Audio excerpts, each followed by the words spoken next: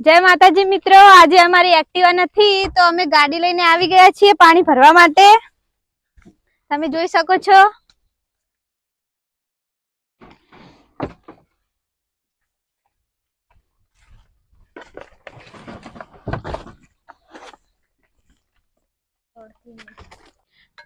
જેટલું જ ઉનાળામાં ગરમીનું પાણી જાય એટલું જ ચોમાસામાં પણ પાણી જાય, કારણ કે એકણ ચોકડી હ અને એકણ પાણીની સુવિધા હ નહીં।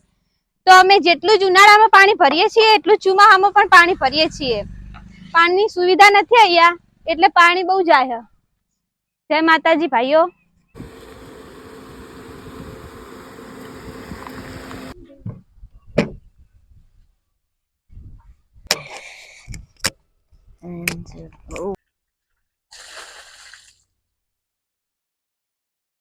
મમ્મી તારા અંદર જ લેવાનું હો।